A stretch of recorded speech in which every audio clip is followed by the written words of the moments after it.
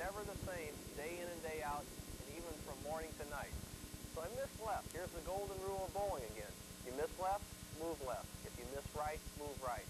On this particular shot, I missed the head pin on the left. So I should move at least 3 boards on the approach for every board I move on the lane left. Example, 3 here would be 1, 2, 3. From the second arrow where that red tape is, I should move 1 board to the left, which would be the 11th board on the lane. When you miss completely the head pin on the left, you have to make a bigger move. Another 3-in-1 ratio to keep all the lines parallel going down the lane to accommodate your natural strike ball. So, 1, 2, 3. That gives me 6 boards I think I should move on this shot to just for that. So for 6 out there would be 6 up in the approach, would be 2 out on the lane. Conversely, if I had missed the head pin on the right, on a very slick lane, you can come in the morning, or sometimes they just freshly oiled the lanes, or go to a bowling center you've never bowled in, throw your normal strike spot, and miss the head pin completely on the right, move to the right.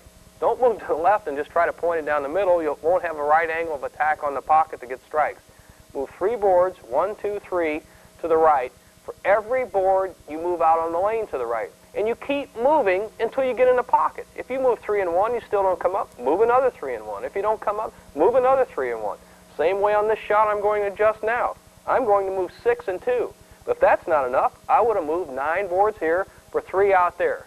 Now let's see what happens with this shot. I'm going to make a 6-board move to the left on the approach, 2-board move to the left out there on the lane, and hopefully that'll bring the ball into the pocket.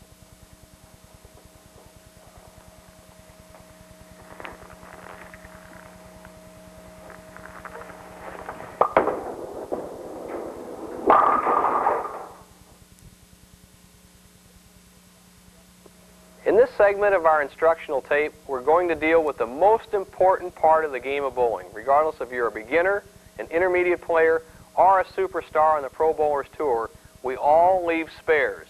And without converting spares, there's no way to be a consistent good bowler. Now there's 2 rules for the spare making. One when the head pin's down, and one when the head pin remains after the first shot. First we'll deal with the spares with the head pin down.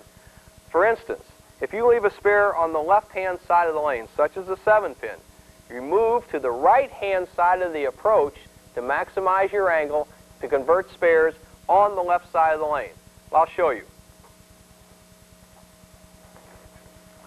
I have the 7-pin standing. I move to the right side of the approach because the 7-pin is on the left side of the lane.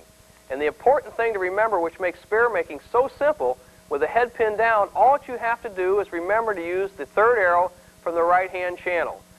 Aim at the pin. Draw an imaginary line with your eyes. Look at the pin, the 7-pin. Look at the 3rd arrow, and like a rifle, line it up.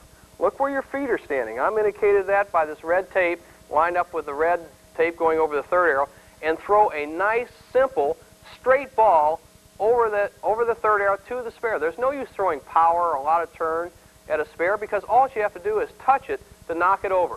Watch this shot. Straight over the 3rd arrow and into the 7-pin.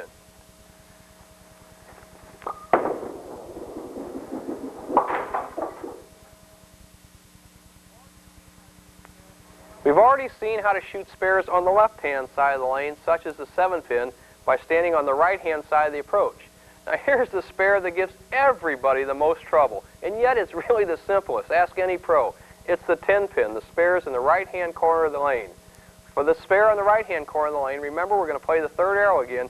Throw a simple straight shot from the left-hand side of the approach, following through directly towards your target.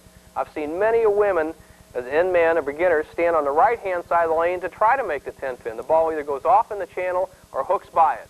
So we'll show you, using the exact same target that we made the 7-pin with, we'll make the 10-pin by staying on the left-hand side of the approach. Watch this shot.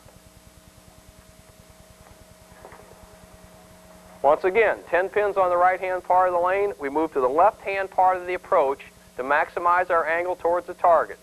Look right over the 3rd arrow. Look at that blue stripes going right over the red stripe. I'll go over the exact same target that I converted the 7-pin with, but just by increasing my angle and moving to the left side of the approach, I'll make it with that simple straight shot. Here we go.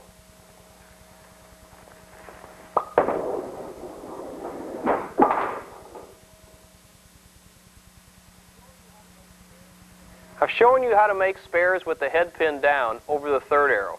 And I've shown you how to make spares with the head pin still standing over the 2nd arrow. But the most common spare leave where you have more than one pin up is the 2, 4, 5 combination. And this is the one exception to the spare rule. To make this and avoid the chop, what we call taking the 2, 4 off and leaving the 5 with the ball breaking into it, we shoot the shot straight down the 5th arrow or the left-hand side of the lane. We move to the extreme left, just like we were going to make a 10-pin or a spare on the right-hand side, face our shoulders towards the 2, 4, 5, and throw a hard straight shot to avoid the chop. Watch this.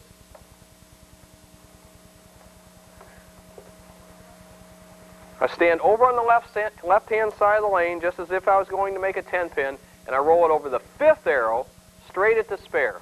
Here's the shot. No power, just a dead straight shot right at it.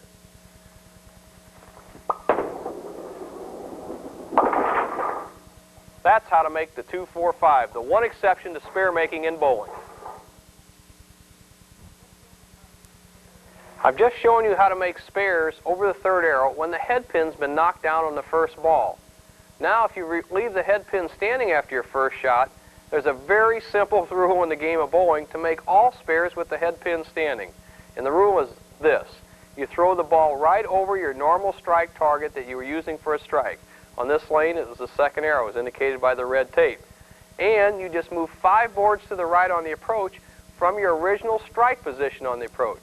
As you can see, I've left the 1, 2 spare combination. Now, I want the ball to hit on the left side of the head pin in the 1, 2 zone. So I'll make my move. Here's where I stood for my original strike shot, right there. Now, 5 boards to the right on the approach, 1, 2, 3, 4, 5, is indicated by that little piece of tape and arrow. And all I have to do is throw the ball right back over my original strike target. Watch this. It's really easy.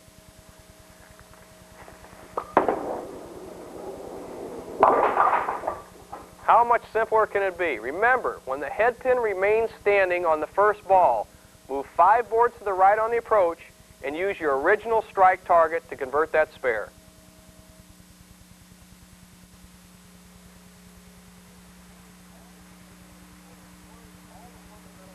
You've learned all the fundamentals of bowling, and now we have to put them into practice. And a lot of people just don't know how to practice. They go out there and they just try to throw strikes and strikes and strikes, and even miss spares. I've seen people throw the ball, they don't get a strike, just push the button, wipe off the spare. In this segment, we're going to show you how to practice, get the most for your money out of your practice, and how to improve your game. First place, remember we had the center of the approach right down here as the basis for our strike target, the center board. This is where we line up with the 2nd arrow. But all of us know that you cannot play every lane right down the 2nd arrow. Some lanes are outside, some lanes are inside. The outside lane being somewhere around the 1st arrow, the inside trajectory someplace around the 3rd arrow. You must practice all 3 of these types of shots in your practice session. So I recommend after you warm up 8 to 10 shots, just like a baseball pitcher. When they pull somebody out of the bullpen, they just don't grab him out of the dugout and say, here, go in and pitch. They let him warm up for a while. Same way in bowling. Get to the league a little earlier, or your practice session, warm up 8 or 10 shots before you go full throttle. Then we'll practice the outside shot. From your basic starting position in the center, move approximately 10 boards to the right and line up over the 1st arrow and throw a harder shot straight down.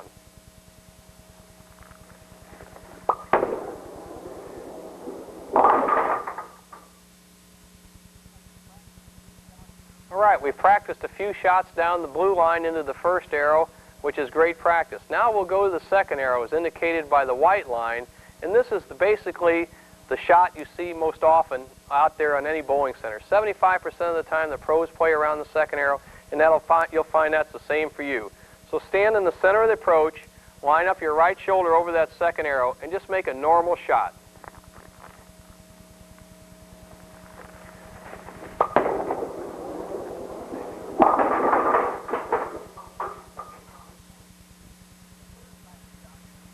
And the 3rd type of shot you should practice is the inside shot around the 3rd arrow, as indicated by the red tape leading to the arrow.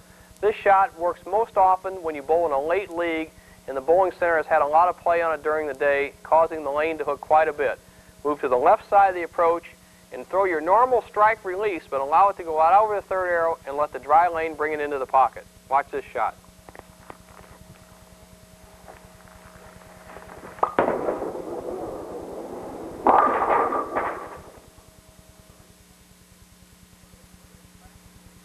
One of the greatest practice vehicles there is to shoot the 10-pin first and then go for the full rack. Now, I mean that. Shoot the 10-pin first, then shoot for the pocket. What this does is increases your accuracy and your discipline, and it still allows you to shoot for a strike ball on the second shot. Watch what I mean.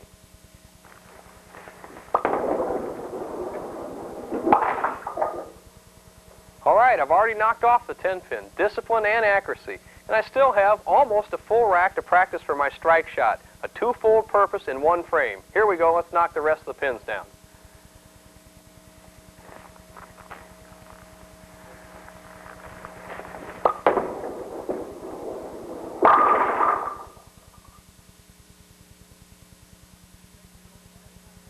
You can make your own checklist for practice, but try the ones I've recommended. 8 to 10 warm-up shots before you really try to turn it on.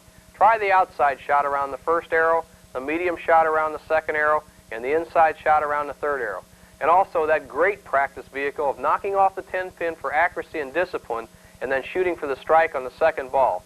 And finally, when you're in league play, watch your fellow competitors and watch your own teammates. Many times they'll show you the proper strike line, especially when one of them's red hot.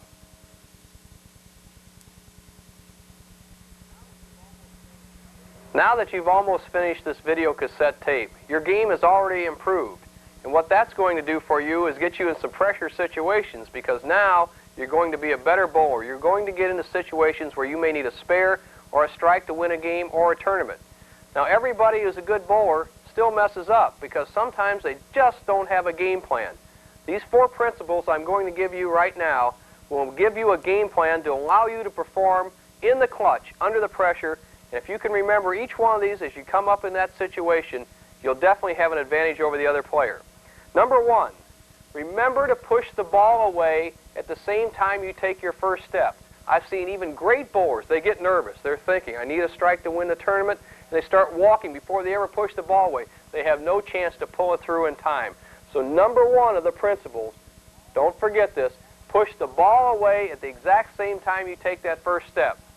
Number 2, keep that arm close to your body all the way through that shot. Remember, you're nervous. Your knees are wobbly. You really need to get this shot. What many players want to do is they want to start steering that ball as soon as it gets by their body. Keep that arm close to your body. That'll keep your ball right next to your leg. That's the only guide you have to your target. This gives you accuracy and maximum leverage. Just like lifting a barbell, your ball is right next to your body for that maximum lift. Now the last 2, and I think they're the most important things in a sport, especially in a clutch situation. Here it is. Keep your eyes on the target. We've heard it in golf. We've heard it in a lot of sports. In bowling, that target, let's say it's the second arrow. You need the strike. I've seen even great pros. They're looking out there, and all of a sudden they're giving it this. They're looking at the moon. Or they throw the ball, and before they throw it, they look up. Here's the key. Keep your eyes on that second arrow target all the way through the shot. And let the ball go all the way down to the pins before you look to see what happens. I personally had a lot of trouble bowling on TV in the early 60s. And a guy gave me a little trick, and it's worked great for me, to keep my eyes all the way on the target until the ball hit the pins and let the crowd tell me what I got. And believe me, I went on a streak for 7 years, only lost 1 championship match on television. A great practice vehicle. And finally, when you follow through, you've heard the statement, follow through with your hand towards the target. Well, that's kind of true, but not necessarily so. Here's a great practice vehicle which keep your arm close to your body and allow you to get the maximum leverage. Follow through with the inside of your elbow to the target. That way your hand can rotate in a natural position. Sure, you could have the hand towards the target, but the elbow is out here, you've got nothing. Or have the hand towards the target and the elbow in here. Allow the inside of the elbow to bisect those lines. Now let's go over it. Number 1, under pressure. These 4 principles, all you have to think about. Push the ball out on the first step. Keep your arm close to your body. Keep your eyes on that target all the way through the shot until the ball hits the pins. Follow through towards that target and hold that follow through.